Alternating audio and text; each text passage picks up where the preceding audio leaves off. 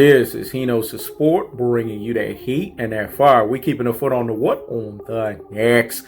We keeping a foot on the what? On the next. Now let's talk about it, man. Devin Haney and Gary Russell Jr. Here's the bottom line between these two guys. We got two fighters, 135, make the fucking shit happen. Here's the bottom line. This fight needs to be less of this and more of this. Let me say it again. It needs to be less of this and more of this. We're hearing that negotiations is going on. We're hearing that it looks like the fight is about to happen. I want to see the both of these guys in the ring at this point. I don't want to hear no more talking. See, Devin Haney has basically said that everyone at 135 has been ducking him. He needs to have a fight like this so that we know where his truest and his most properest levels is at as a lightweight champion. Devin Haney needs to let us know where his test your temperature moment is at, because we haven't seen this before from him at that division. So bottom line is Devin Haney needs to show up, show out, or get pushed to the side. That's just the way that I'm looking at it. Now we have to look at Gary Russell Jr. Gary Russell Jr. been running his mouth. Gary Russell Jr. been saying this, he's been saying that, and I gotta give Gary Russell Jr. credit. But at this point, it's about put up or shut up. Because right now, we need to see these two guys step into the ring, and we need to find out who is going to get the job done. Gary Russell Jr. has the experience factor. So that's going to help him in this fight, if this fight actually comes to fruition. Devin Haney, on the other hand, has the youth, and he has the energy on his side. This is going to be an interesting fight, because this fight is going to let us know where Devin Haney's truest levels is at, but it's also going to let us know where Gary Russell is at. See, we have to look at the distinction. We have to look at the delineation. We have to look at the separation. We have to basically look at both sides of the equation here when we look at both fighters.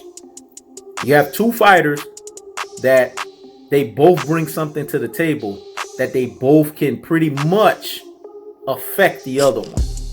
The pro here is that Gary Russell Jr. brings a level of competition that Devin Haney has never faced. Whereas Devin Haney, on the other hand, has this grit about him. He has this work ethic about him. He has this ingenuity about him. He has this thing about him that we know that he can always excel. We know that he can always take himself to the next level. The bottom line is we have to look at the delineation. We have to look at the separation between the two fighters. And me, if I have to put my money on the table and I have to bet on the line, I'm picking Devin Haney. And the reason why I'm picking him is because Devin Haney has the upside, whereas Gary Russell Jr. has the downside. So I'm going to pick Devin Haney off the strength of that, because over here, we don't do 50-50s over here. We make a pick, we land on that bad boy, and we double down on that bad boy with confidence and fortitude. Let me say it again. We make a pick, we lay on that bad boy, and we double down on that bad boy with confidence and fortitude. I would not be surprised if Gary Russell Jr. were to give Devin Haney a boxing lesson. I would not be surprised if that were to happen, because this would be the hardest test for Devin Haney. But where Devin Haney's going right now, and with the fact that Devin Haney done fell his ass up under the Mayweathers, I just feel that Devin Haney at this point, at this critical juncture, can beat Gary Russell Jr. But don't get it twisted. I see it being a very close fight. I see it being a fight that basically is going to be decided by the thin of a freaking margin. Because we know the type of true grit, we know the type of experience, we know the type of savvy that Gary Russell Jr. brings to the table, plus his boxing ability. But because of the fact that Devin Haney is just fresher, and because of the fact that Devin Haney's upside has that advantage, I gotta lean towards Devin Haney. But we gotta see this fight happen, man. Stop all that damn talking, and let's get this fight going so that we can figure out who is going to be the guy between these two guys. Because truth be told, Devin Haney needs a name under his resume. Let me say it again. Devin Haney needs a name under his resume to validate himself.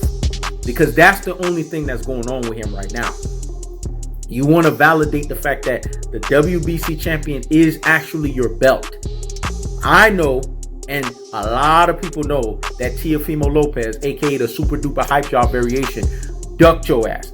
a lot of people know when it's all said and done, you have the likes of Vasily Lomachenko that basically graduated himself to a WBC French fry or WBC franchise belt championship holder, so he can duck your ass. That's the facts.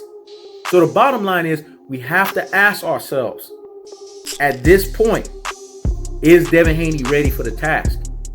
He's speaking a good language, but we need to see him in the ring actually get the job done.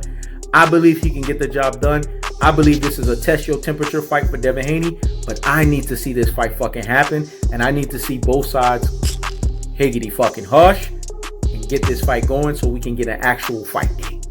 That's the cold-hearted, that's the unadulterated, and that's the cutthroat truth telling fashion. When it's all said and done, I do believe that Devin Haney edges or outpoints Gary Russell Jr., but it's really going to just be that, because it's going to be that kind of fight.